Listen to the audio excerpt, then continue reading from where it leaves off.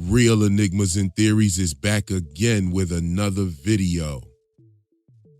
Severance Season 2 is now totally in the books and we have a lot to talk about. Milchick messed up again. James Egan is the old dirty bastard. Dylan changed his relationship with vending machines. Innie and Audi Mark pretty much Snapchatted with each other. This is an interesting statue.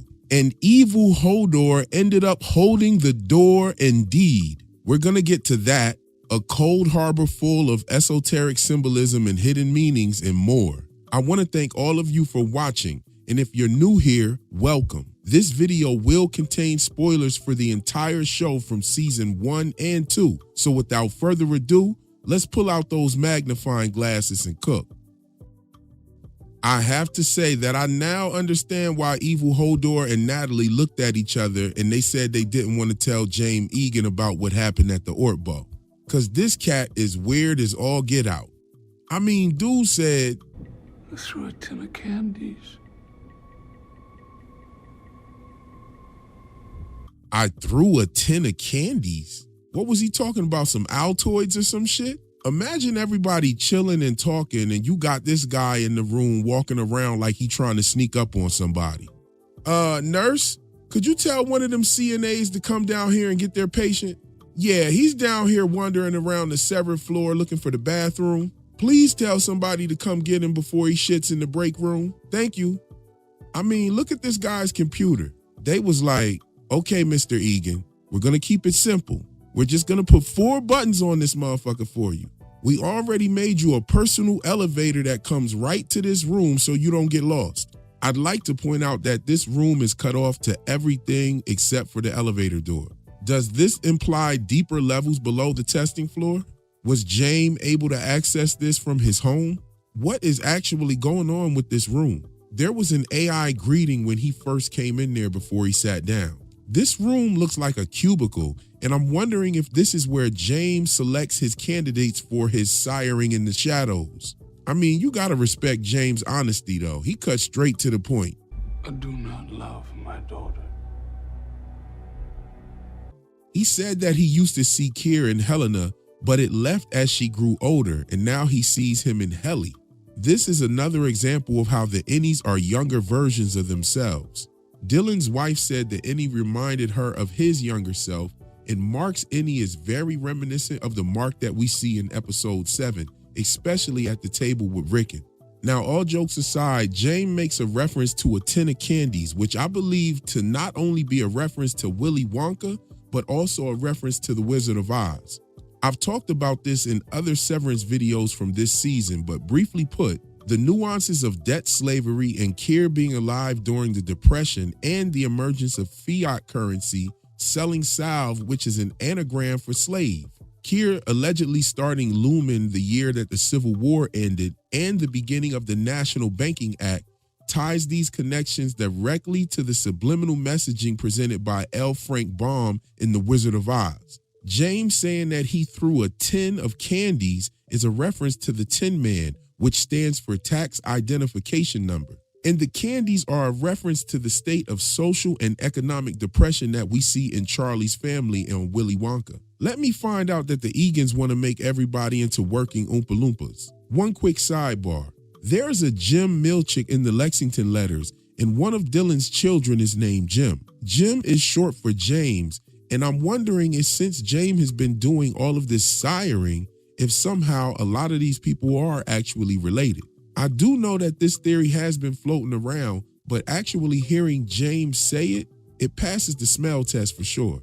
It also works very well with the theory about many of the people in Kier being severed. And I'll add a little bit of Real Enigmas tinfoil on it for you. What if many of these people are severed to cover up the fact that James has been sowing his royal oats all over Kier? Pause. Just a little something to think about. Now, about what went down at the birthing cottage. Cobell didn't do shit but get Mark to finish Cold Harbor and get Gemma and her chip away from Lumon. He asked her flat out that if he finishes Cold Harbor, do they kill her? And she totally dodged that question. Wait, when I finish Cold Harbor, they do a test and then they kill her? Once that file is done, you'll need to quickly get to the black hallway. then down to the testing floor. She's full of shit, and Devin is the one who messed everything up and caused the problem with any Mark. Hear me out for a second. Cobell's plan was for Mark to finish the file, go get Gemma, and bring her up to the staircase. That's the same plan that any Mark was already doing by himself. Well, we get her to the south stairwell. I'll go with her. And once we're out the door, my Audi will know what to do. Right, okay, well, sounds like you've got it figured out. So he was already on board with that. It wasn't until Devin opened up her big mouth and says this. But if we can prove that she is alive, if we can prove that they fucking kidnapped her, it will end them. What happens to us? What do you mean? That's when any Mark asked what happens to all the employees on the severed floor. Then Audi Mark didn't make it any better by calling Helly Helene, which I don't know why that shit had me rolling. And we're using that. The crazy part is that any Mark was already planning to get her to that door and walk out with her. And he told his plans to Helena when he thought that she was Helly. Remember, he said his Audi would take it from there, meaning that he would have walked out with her. Well, we get her to the south stairwell. I'll go with her. And once we're out the door, my Audi will know what to do. Right, okay, well, sounds like you've got it figured out. So Devin is who totally fumbled that bag. And now you can see why the door guy didn't want to hire Dylan after he heard he was severed. People in this town have really had a chance to see all the kind of mishaps that happened with Severance. Even that F.U. Lumon song said that Lumon took his first love. I mean, look at the people in Salt's Neck. They're devastated. So that leaves tons of room for a secret organization that's hell-bent on taking Lumon down. And speaking of the door guy, the door was left open while Mark was talking to his other. Milchick and Cobell both avoided using the word door for some reason, and the Lumon building in that stop motion animation made a pun about the door being its mouth. Dylan interviews at a door factory. We saw the testing floor on how only specific blood would work to open up the doors. I'm not sure if it had to be Egan blood or just somebody who had clearance in the database. I don't know. Maybe Mark using the tie could be a play on blood ties. Maybe. One thing that I did notice that may give more credence to the theory that there are more people on the testing floor is when the nurse takes Gemma to the Cold Harbor room. We can see that she has fresh blood stains on her finger as if she'd been opening up doors before she took Gemma to Cold Harbor. This was the only door that Gemma went through that day. So who was she taking to the other rooms that day before Gemma? This had to be deliberate because in the shot just before that, there were no blood stains, but you could see that little mark on her cuticle. And then in the very next shot, you could see that they've added blood stains to her finger. And to me, this implies that there are other test subjects. We got secret hidden doors, vending machines blocking the doorway. The first time we're seeing the Severance transition through a door, and then Gemma crying at the door, and Evil Hodor actually holding the door. HBO got nothing on Apple TV. For the entire season 2, I have been calling this man Evil Hodor, and as we saw, Evil Hodor actually held the door. I mean, I've been saying this since my episode 2 breakdown, way before I even knew that Gwendolyn Christie was going to be featured on the show. In the moment I saw these two actors together, I felt that my Evil Hodor gag had paid off. But I didn't expect Evil Hodor to actually hold the door. That shit's crazy. I actually had people in the comments correcting me that he was not the same actor, totally missing the joke. Some even said that they hate when I call him that. I bet after they saw Evil Hodor holding the door, they came over to my page looking like this. I bet some of the other YouTubers were too. The crazy shit is I didn't even realize it until my live stream after the episode. Somebody pointed it out to me in the live chat. You can go check out my reaction on this live stream right here. Now let's talk about this painting in the lobby. Why are all these characters here? This is very odd to me. One thing about it is it looks very similar to Irv's art style that when we saw him display when he drew the Miss Casey drawing for that missing poster. Also when he drew Bert. I've gotten comments from people who believe Irv to be the one who painted all the compositions that we see on the severed floor. And that's very interesting, being that he was a painter. There's also that left ear symbolism that I peeped out. One thing that definitely gives credence to that theory is how the woe temper is rendered in this painting.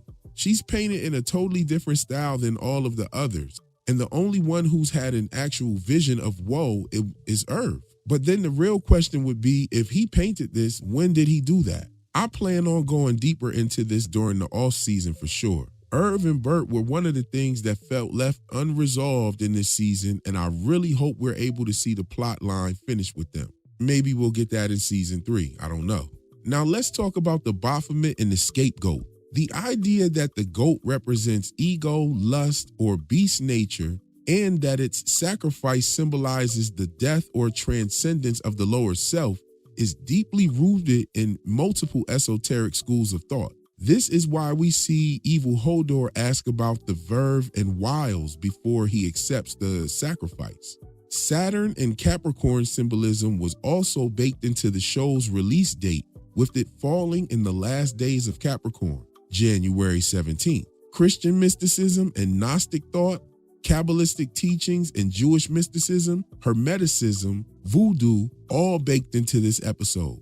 The nurse wore white. Cobell was dressed as a nurse and wore white as well. Sissy wore white and acted as a nurse for Harmony's mother, and Helena wore a white bathing suit. I spoke about Sissy's and Cobell's shrines and how they resemble Haitian voodoo shrines. I also talked about Sissy and Cobell wearing white and some other symbolism. Go check out my Salt's Neck video. And for the record, I think that they're sacrificing a goat for every file finished, and maybe even for other tasks completed in other departments. I mean, that's why there's so many goats. Think about it. Every time a file gets completed, the mammalians have to give up a sacrifice. That would explain why this guy was freaking out when he was given the goat milk in the husbandry tank and Helly and Mark were there. He thought that they were trying to take them away and probably be sacrificed or something.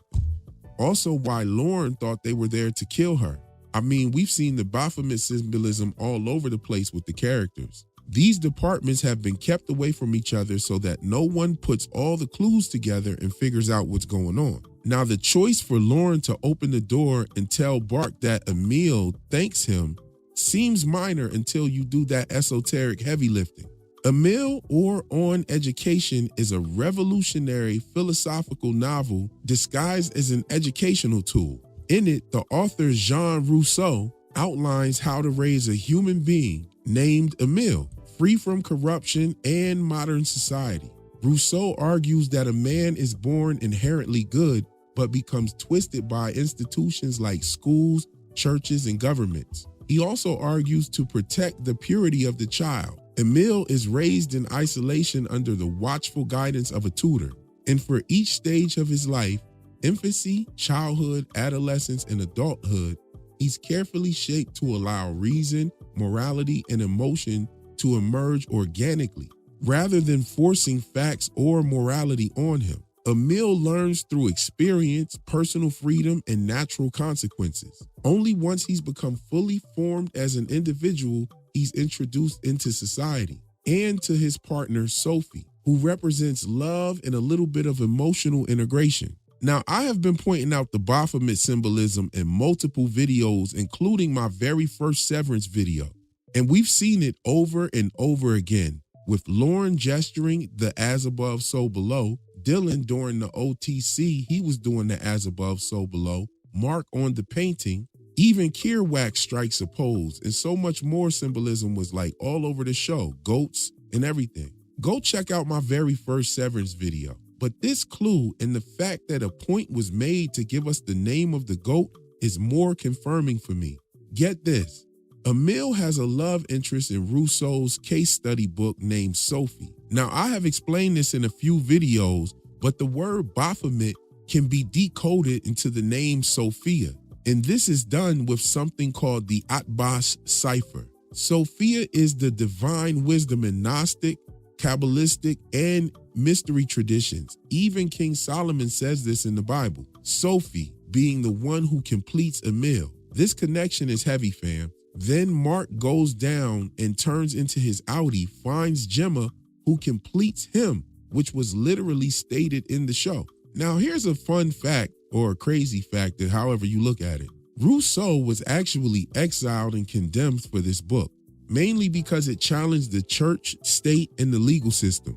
And it also changed the entire Enlightenment era's obsession with reason over feeling. Rousseau's statements were very profound. He said things like, don't train children to serve society, train them to be fully human. Education equals initiation into selfhood and not conformity. Don't teach children what to think, create environments where they discover the truth. Protect the wild innocence of the child from early societal conditioning. A book like this in the 1700s was bound to cause some trouble. But this book in the 1700s predicted how society would break children. So the book was banned and Jean Rousseau was banished. What Lumon is doing by making clean slate individuals on the severed floor actually mirrors what Rousseau's case study book was about. I mean, this show is top tier philosophy gumbo. Like, what?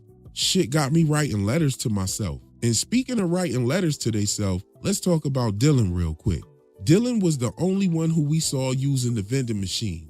And they even featured him eating crack-laced mints in that Lumon stop motion video. Stay away from those mints. Dylan was the best refiner. And the emotions in each one of those rooms on the testing floor, I believe, came from that of the refiners. I mean, the inability to put the crib together was from Mark's experience. And Mark is who generated the Cold Harbor room, right? Moreover, we don't even know if the Severance barrier is actually holding up. Gemma had only been to the Cold Harbor room one time. And when Dr. Peabody asked her if she remembered anything from any of the other rooms, her answer didn't seem too truthful. What happened in the rooms? You remember nothing? Nothing. Perhaps the tech doesn't work as they planned anyway. And even if it did, the Cold Harbor Innie is now ruined, being that Mark interrupted the session and gave the Innie crucial information about her life by Mark saying that he was her husband. And I'm thinking, if that Innie is compromised, then so is the chip's data. And again, Gemma didn't seem too honest when asked if she remembered anything from those other rooms. Now, going even further into the possibilities of what Lumon could do with Gemma escaping, I don't think that it could be much of a problem, being that they could just use one of the many protocols that they have for the severed individuals. Maybe freeze frame or just bring Miss Casey back with the OTC. Or maybe turn on some of those innies that they created on the testing floor. What if one of her innies is a trained assassin? All of this shows how crucial episode 207 is and how it pretty much flipped the entire premise of the show on its head. I mean, once upon a time when you would tell somebody about this show, you would say it's about separating your work and your home life. But now we find out that Lumon is actually making multiple innies from one subject. I mean, how do you even explain that to somebody? Now, Gemma doesn't know that Mark is severed, so it was heartbreaking to see Gemma crying for Mark at that door. She probably thinks that that was an unsevered Mark that had run off with some chick at the end of the hallway. She probably knows who Helena Egan is, but I'm sure she has no clue that Mark is severed. And seeing her crying like that was too much. Whoa. Then that little smile and smirk that Helene gave, that shit was odd to me. From now on, I'm calling her Helene when I'm not sure who she is. They already did the whole Helena faking to be Helly, but it would be a nice curveball for them to do it again. I mean, nobody would be really expecting that. And it would definitely make that ending with her running away with Mark hit totally different for sure. Milchick has screwed up again. And not only did it result in the Cold Harbor being cut short, but Gemma being released from the testing floor and the death of Evil Hodor. I wonder how that's going to affect his employment with Lumon. Being that Evil Hodor was the one that was bearing down on Milchick with all those petty complaints, how does Milchick now view Mark, who has marked out Evil Hodor? Does this help persuade Milchick further into his disdain for his employers? I mean, Mark did body somebody that Milchick wanted to put hands on, I'm saying. You know he wanted to put hands on Big Hodor. Milchick has been messing up this entire season and has created all of the follies that begin even before Cobell left the severed floor. Even though it was Cobell who brought in Rickon's book and told Milchick to scan it for hidden messages, it was Milchick who left it in the conference room. And it was also Milchick who used the OTC that enlightened Dylan and made him aware that the severed workers can be awakened on the outside. Had that not happened, the Cold Harbor file would have been finished, and so it begs the question, has Milchick been making these mistakes intentionally? I mean, getting Cobell out of the way to sabotage Cold Harbor with a series of mistakes while playing it off to be the most dedicated management staff member would be a perfect cover for an inside man. And it makes this shot of Milchick staring at Dylan leaving Lumon in episode 2 hit totally different when you think about it. Look at this shot. I guess we'll have to wait till season 3 to find out if Milchick is indeed the inside man and find out the real reason Gretchen is on a first name basis with him. But we're not done with Milchick yet. We have to talk about this symbolism. Although him being the drum major for C&M was definitely an opportunity to give Milchick another dancing scene like in season 1, it was also a chance to drop some heavy esoteric symbolism. Choreographed movement plus authority plus spectacle equals ritualized control of a collective consciousness. We also have the Masonic white gloves that we saw in the O&D workers when Dr. Peabody came from the testing floor to get those dental supplies. Those dental supplies also imply that there are more people on that testing floor. They're even holding their hands in a deliberate gesture that represents a fraternal order. But the heaviest symbolism in this spectacle scene is the staff and scepter gestured by Milchick. And yes, I said gestured by Milchick because gesture means to hold or carry something. And we'll talk more about that when we get to Cobell's hand gestures. That's something that I've been talking about on this channel for a long time, and we're really gonna go there. But the thing that stood out to me most was yet again another pineal gland reference. This time, it was tied directly to the Kundalini ascension and the pineal awakening, and it was presented to us by the same person who brought out the pineapples, Milchick. Now, the staff and scepter that Milchick carries has a coiled rope at the bottom with 2 strands coiling around upward to the top. The Kundalini energy is said to be a coiled serpent at the base of the spine, and when activated, it rises through the chakras, ultimately reaching the pineal gland or the third eye, leading to enlightenment. Twin currents or serpents coiling up the axis, meeting at the third eye or crown chakra. This was used by many cultures long before modern biology and the discovery of the double helix in 1953.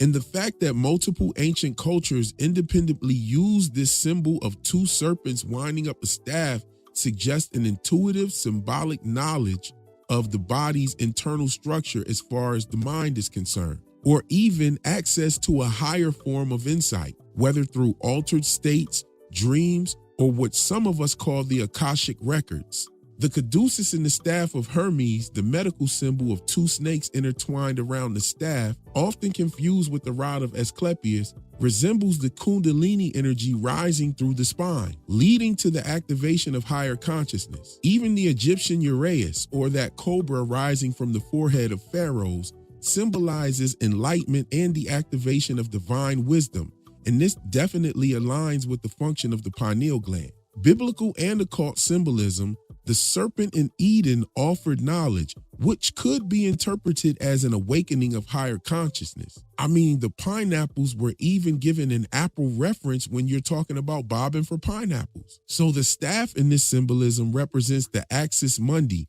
or the spinal column, which in esotericism is the path of ascension for the Kundalini serpent energy way. The axis mundi, or world axis, linking the heavens to the earth. And wait a minute, didn't they bring up the equator? And then we got the axis mundi that he's actually holding in his hands? Come on, y'all. This is top tier symbolism right here, y'all. And being that we're dealing with top tier symbolism, this waffle shape is tapping into the Vesica Pisces symbolism, which the waffle pattern actually comes from. And this has deep symbolic significance across many ancient cultures. I've talked about this in other videos about other shows, but not too much in Severance. But hey, it's the finale, so we're gonna go in. As you can see here, the Vesica Pisces, which is the building blocks for all things and the flower of life, actually creates this waffle pattern. This is known as the fish's net, which refers to the fish created by the secondary connection of the two circles, the Vesica Pisces. This waffle pattern in many schools of thought is recognized as the cosmic veil between worlds and the matrix of creation, or the invisible framework from which the visible universe emerges from. But we'll get to the Vesica Pisces in a minute because it's also connected to this with Helena. Now, this waffle shape is right in line with the checkered patterns in the Masonic symbolism we've seen in the show at Cobell's shrine and at Dylan's waffle party. Mind you, these two scenes were going on simultaneously in season 1. While Dylan was getting a striptease after eating the waffles, Cobell was in her basement tearing up that shrine by the checkered floor. The waffle pattern symbolizes a net or a trap. We can see this pattern on the ceiling of MDR, and Milchick presents Mark with yet another card, and it opens up to a waffle shape. Milchick gave a card to Mark in season 1, but the last time Dylan was chosen to be the subject of the ritual with the same department that we see in this season, C&M, or choreography and merriment. This is no doubt the same department with those dancers at Dylan's waffle party. We saw the choreography, but we didn't get to see the merriment. The ceiling in MDR isn't the only place we see this pattern. We saw it in the drawings of Cobell's Severance tech as well. Cobell's drawings were a connection to the pineal gland. In her drawings, she illustrated the Cartesian space, which is a coordinate system created by René Descartes. René Descartes is also who is known for coining the term seat of the soul when referencing the pineal gland. The goat's cage is also symbolic of a net or a trap and might be the most obvious usage of this symbolism in the episode, along with the pattern on the wall in the goat sacrificing room. The waffle shape, also known as a tessellation, is not the only tessellation used in the show. We also see the hexagon and bees reference along with Kier's head on a bee and the beehive protocol.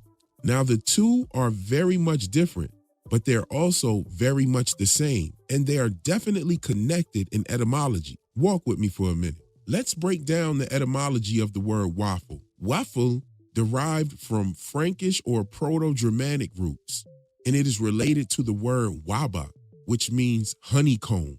It's also connected to the word weffen in Old English, meaning to weave. Now, like I said, the waffle is representation of the hidden veil, and we saw Mark holding a woven blanket over his head, and I spoke about this in my episode 3 breakdown, how he had the hidden veil behind the light.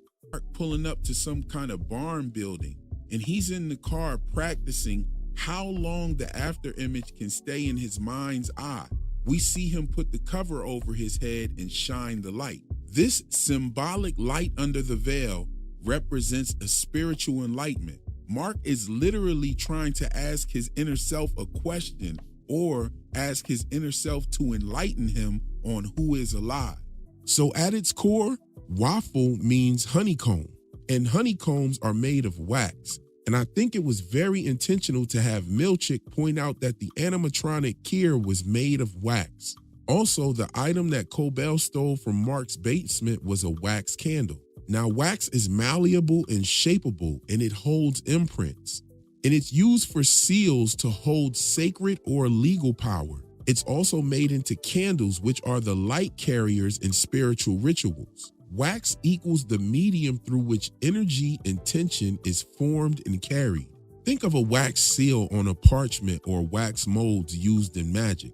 This is a form of impression alchemy. And the same is true for waffles, which are dough imprinted with a sacred or a geometric grid. From here on out, we're going to call that statue Kier wax. Now, Kier inviting you to drink of his water is giving heavy Eucharist vibes, and this connection to the waffle is a connection to bread, in which the wine and bread are symbolic of the flesh and blood. Now, a wafer is used as the taking of flesh, And waffle and wafer are 100% linguistically and symbolically connected. Waffle and wafer both come from that Germanic Frankish word waba, which means honeycomb. Both are either a thin-baked pattern cake or bread. A wafer is a holy sacrament in Christianity. The wafer is the Eucharist, or the body of Christ. It's thin, round, and imprinted usually with a crosshatch or a sacred symbol, like the Vesica Pisces. It represents divine embodiment through bread, but most wafers have that crosshatch on it. The waffle is also imposed with the crosshatch, and it becomes a secularized sacred pattern that makes the waffle essentially the profound cousin of the wafer, and it still carries that patterned imprint. Both bear the mark of something deeper woven into the dough. And Lumon uses the waffle party as an initiation ritual, which one is chosen by a chief, who in the first season it was Mark, and he had chose Dylan to be the first recipient that lifted the veil ritual. Remember, the veil is the waffle pattern, and when Dylan finishes eating or consuming that ritual flesh, he is instructed to go to the bed where he is to mask himself as the actual deity figure, and he's to receive this ritual with the dance and the whip. And who knows how far this thing was supposed to go, because I mean, Dylan had a plan, but what was he supposed to do? Whip them, or, what else with him, Now, this would be a perfect time to go over that Vesica Pisces symbolism, Helena, Heli, or Helene, if you will, and Cobell's hand gestures. First, we have to establish what the word gesture really means. Gesture means to carry something, and the word is also linked to fertility, as in carrying a child or gestation. Now, the hand symbolism that we see Cobell perform is the yoni or womb mudra, and she held this symbol by her womb while standing in front of the man who has potentially impregnated Helene. Holding the symbol in this position right by the womb is flexing the divine feminism, which is linked to the sacred chalice or the Holy Grail, which is the vessel of knowledge. And we've heard them use the term vessels when talking about sexual contact. And in that same episode, we saw Mark take a drink from the vessel before falling into Chikai Bardo. This inverted triangle could be speaking on Helene or both her and Cobell. Cobell being the creator of the Severance tech and being close to Jane, they was probably messing around or something, so that would put her on the same vein as Helene. And Helene being the next in line for the throne, and Cobell being the creator of the Severance technology, would make her symbolically the Shekinah. Shekinah is the divine presence in Kabbalistic and Jewish mysticism. Shekinah is the bride of Tiferet, but more importantly, mentioned in the Talmud, is referred to as God's indwelling presence and represented justice to the people. The Shekinah left the temple at its destruction and went exile with Israel. Now, the Talmud uses the feminine verbs and forms when referencing the Shekinah. And even though Judaism is not polytheistic, this aspect personifies a feminine side of God. And her doing this hand gesture is totally connecting her current situation with the Shekinah and also Helene's journey. This also ties into the Sophia symbolism. And the divine feminine aspect of this tells me that season 3 will definitely reveal the pregnancy of Helene and the imprisonment of Mark. Now, on this channel, I've been the only one talking about Kier in the snake oil period, the Masonic origins of Lumon, Kier's involvement with the circus, carnival circuits, and how that ties into the current medical industry. I also brought up the radio broadcasting and political radio ads and how ether was put into products even back then. I spoke about all of this before the Salt's Neck episode and have been saying this since episode 1 actually. And I have to tell you that this episode did not disappoint in giving these theories some credence. The scene with Kierwax and Milchick going back and forth was a direct reference to medicine shows. Medicine shows were traveling entertainment plus sales pitches. They were part carnival, part vaudeville, and part scam. They'd feature comedy duos, singing and dance, magic tricks, and over-the-top sales pitches. These were the first mountebanks of the 19th and 20th centuries of America. Let's not forget how Irv literally calls Milchick a mountebank in episode 4. I have been talking about this all season, and I have to shout out Big Heck for finding this gem of the actual actor Mark Geller, who plays Kier, saying this in an interview on the Sci-Fi Visions YouTube page. Go check out her page. She has all the scoop and gets all the dope interviews. But check this out. Check out what he says. In my mind, and again, this is based on nothing but my mind, I get the impression that turn of the century Kier was kind of a snake oil salesman, a little bit of a, you know, a little bit of a con artist building his company.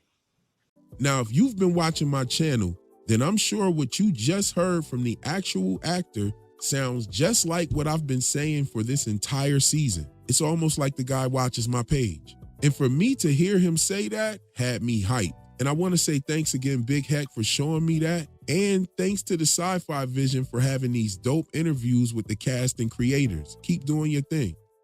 So there you have it. Some super dope connections, esoteric symbolism, some history, philosophy, some more theories about what we saw and what may come in season 3. So if you're still here, go ahead and do all that dope YouTube stuff by liking, sharing, and getting ready to drop down in the comments. And if you're not subscribed, hopefully this will be the video to make you do it.